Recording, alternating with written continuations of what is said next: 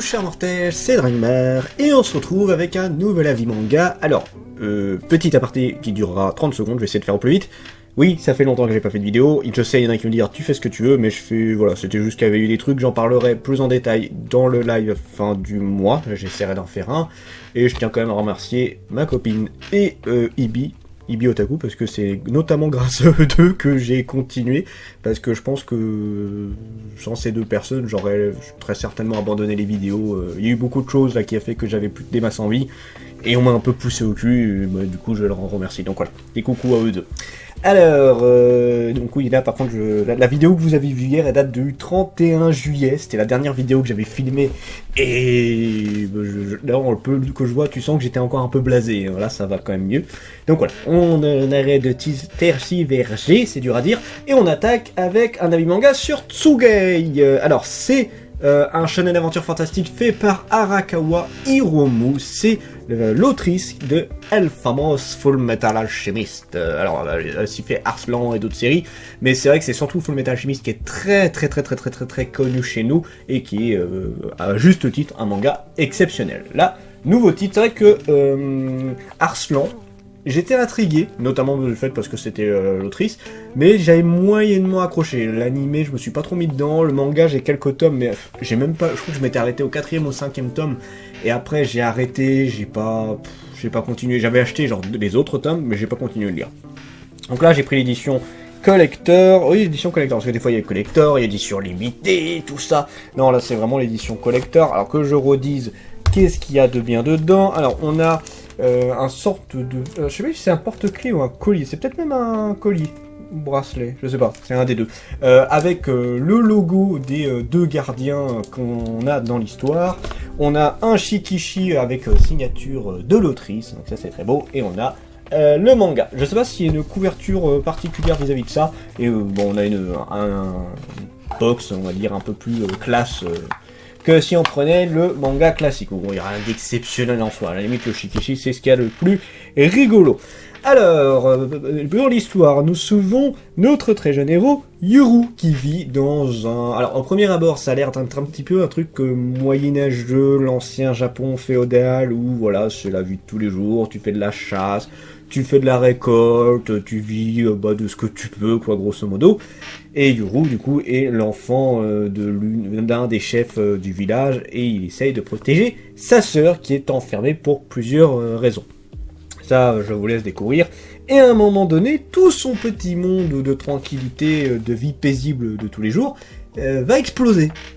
Mais quasiment littéralement, parce qu'en gros, t'as des gens de notre époque, parce qu'en fait, il est dans notre époque à nous, c'est juste qu'il est dans un coin qui est totalement perdu, qui est isolé du monde, et qui est fait exprès une sorte de barrière magique qui empêche les gens de rentrer dedans, sauf si on connaît comment y rentrer, et du coup qui ne laisse pas voir vraiment qu'est-ce qui se passe à l'extérieur. Donc le village n'a pas bougé, n'a pas évolué, par contre l'extérieur a continué à évoluer avec les voitures, les avions, tout ce qu'on connaît habituellement. Et notre héros va se faire attaquer par des soldats du pays qui veulent récupérer quelque chose là-dedans. Donc j'essaie de pas trop vous dire, je vous laisse découvrir, parce que ça reste comme très intéressant. Et notre jeune héros va se retrouver à devoir sortir dans ce monde, accompagné des deux gardiens de son village, pour se défendre et découvrir la vérité. Et il va être accompagné de d'autres personnes, mais ça on détaillera plus tard. Voilà, ça c'est pour l'histoire. Mon avis sur le manga, et honnêtement, comparé à Arslan, j'aime beaucoup plus. C'est clair. Et je retrouve un peu aussi le style d'humour qui faisait que j'aimais beaucoup Full Metal Alchemist. C'est vrai que Arslan était quand même beaucoup plus sérieux. On a un mec qui était un peu plus concon, si on peut dire ça comme ça, mais alors bien évidemment on reconnaissait un petit peu le style, tout, il n'y a pas de problème, hein. Mais c'est vrai que c'est ce côté un peu loufoque qui fait que j'aimais beaucoup Full Metal, avec tous les côtés sérieux qu'il y a autour, hein, bien évidemment. Mais là, Arslan ne m'avait pas donné autant d'appréciation. Là, ça, j'avoue que Tsugai, en le lisant, c'est pas un Full Metal, hein, clairement, c'est pas la même histoire, c'est pas les mêmes personnages, mais on retrouve un peu le style, et du coup, ça me plaît beaucoup. Alors, le personnage principal, j'ai pas énormément de choses à dire. Il a un côté assez badass, donc ça, c'est rigolo en soi. Mais pour le moment, je peux pas dire que c'est un personnage que j'apprécie énormément. C'est un personnage assez classique, qui va avoir une évolution, hein, ça se voit clairement.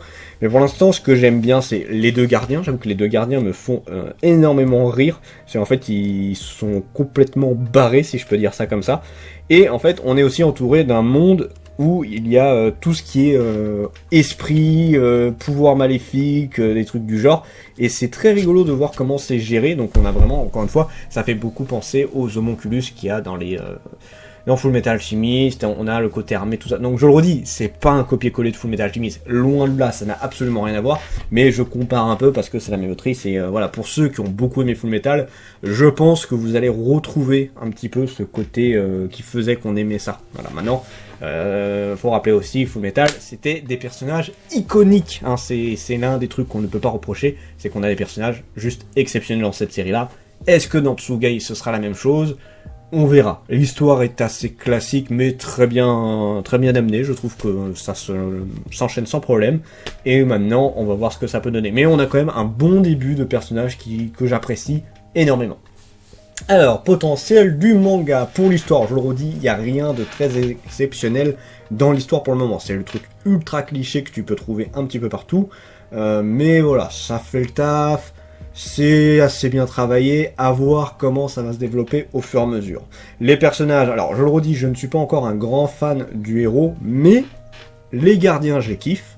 Il va être accompagné de deux autres personnes, un qui venait de temps en temps au village, qui connaissait comment venir au village, qui va lui servir un peu d'aide, et une autre aussi qui va l'aider. Ces deux-là, j'avoue que je les apprécie beaucoup. Du côté des méchants, encore une fois, je sais pas c'est quoi réellement leur objectif, ce genre de truc-là. On a un côté un peu empathique qu'on pouvait avoir également dans Full Metal. Oui, je le redis, je compare beaucoup, mais c'est plus facile pour moi de vous dire ce que ça peut donner. Donc on a un peu ce côté empathie, à se poser des questions sur eux, tout ça, quels sont vraiment leurs objectifs, etc. Donc, personnage, je trouve qu'on est plutôt bon pour le moment. Encore une fois, c'est que le premier tome, j'ai hâte de voir comment ça va se développer. Je le redis, les deux gardiens, pour l'instant, c'est mon top. Hein, je les kiffe, les deux gardiens.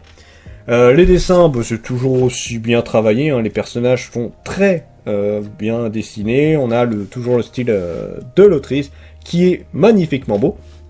On a des actions qui sont très bien enchaînées. Et c'est vrai que, alors, il manque de décors. Ça manque cruellement de décors. C'est souvent quelques cailloux, quelques petits arbres, tout ça. Et même quand on arrive en ville, on peut pas dire qu'on soit spécialement gâté. Mais je trouve que l'autrice a son... Bah disons qu'elle a son petit bonhomme de chemin dans le domaine, puisque ça se voit beaucoup moins.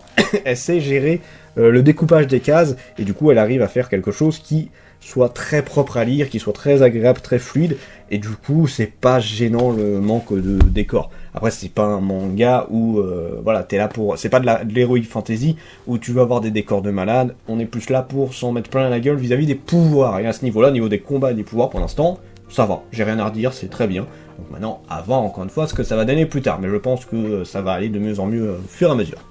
Jusqu'où le manga peut aller, je n'en sais fichtre rien, on en est à 4 tomes au Japon actuellement, donc tout va dépendre de sa popularité. Je sais pas si en France le manga a bien marché. C'est vrai qu'Arslan ça avait plutôt bien marché au début, après ça a été silence radio, ça fait un bail que plus personne n'en parle. Tsugai, j'ai pas entendu beaucoup de monde en parler, je pense qu'il y a des youtubeurs qui en ont parlé parce que c'est l'autrice. Maintenant, est-ce que le manga va avoir son public ? Je ne sais pas. Moi, c'est un manga que je conseille, entre parenthèses, parce que je suis fan de l'autrice. Si vous aimez l'autrice, oui, vous allez aimer parce que vous allez retrouver son style. Si vous connaissez pas spécialement, ou juste des on-dit de Full Metal, ce genre de truc-là, attendez peut-être un peu. Je pense que là, il n'y a pas assez matière pour vraiment se faire un avis constructif. Là, ça parlera peut-être plus aux fans que à des gros nouveaux lecteurs. Ça peut plaire, hein, ça reste quand même un style qui est très bien, mais je sais pas ce que ça va donner pour la suite. Donc, on verra bien. Sur ce, c'était Dragmar, et je vous dis à la prochaine, chers mortels.